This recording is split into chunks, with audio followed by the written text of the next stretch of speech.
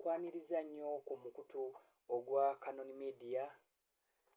Canon Media twamukunnyonnyola nti okusinga tugenderedde nnyo okulaba nga tuzzaawo obuwangwa, ennono ssaako n'obulombolombo ebyo ebigenze bifa. Ebintu bino okusinga bifiiridde wano wakati. Abamu baggibwa mu buto nga bazaaliddwa bulungi era ng'olaba embeera gye bazaaliddwamu babateeseteese bulungi, naye bwe batuuka wakati wano mu kutandika okwesalirawo, mwanattu ne balondawo emize. Sijja ziyita mpisa mbi kuba empisa embi gwe guba omuze. Empisa kyo nga kyo kikoma awo, empisa teri mpisa mbi. Ekyo bakikozesa bubi, bagiyita emize. Noolwekyo abavubuka abo ne bawambagatira n'emize, n'olaba nti nno bavudde ku mulamwa kati bagenda otuuka okkula myaka 45 agenda afuluma obuvubuka. Mwanattu nga ke kano ke boogerako akaakyama amamera nti nno bw'okagolola kamenyeka bumenyesi. Noolwekyo olw'okuba nti nno Canon Media tuzze nga twagala nnyo okulaba nga tuzza obuwangwa n'ennono ku ntikko, nga tulwanyisa ebyo byonna ebibi ebibaddewo ebikolebwa mu bavubuka, kyova olaba nti nno tugenda yita mu bintu bingi nnyo, naye ng'okusinga kaweefube waffe ali mu kusoma butabo.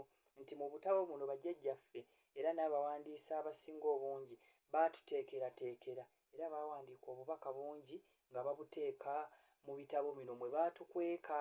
Noolwekyo baatukweka amagezi, naye nga amagezi agasinga gaateekebwa mu bitabo. Akageri ke kiri nti nno tukimanyi nti Bannayuganda era n'abantu abasinga obungi tebaagala nnyo bintu bino bya kusoma. Kyova olaba nti tuvuddeyo tubiggye mu kusoma, tubizze mu bigambo wano. Wakiri w'onaawulirayo kw'owulidde, onaatematemamuako n'ogenda mu maaso. Olunaku olwaleero ng'ennaku z'omwezi ziri 15, guno omwezi ogw'omwenda omwaka 2024, ki kye tuzze nakyo oba ki kye nzize nakyo? Kye nzize nakyo olunaku olwaleero katabo. Nnyingiddewo n'akatabo. Akatabo bakayita Zinunula Omunaku. Nga bwe nakunnyonnyolako emabegako awo ne nkubuulira ebitonotono ebikwata ku muwandiisi, obubaka bwe bw'aweereza n'essuula ezimu eziri mu katabo kano. Olunaku olwaleero saagala nnyo tulondobereze.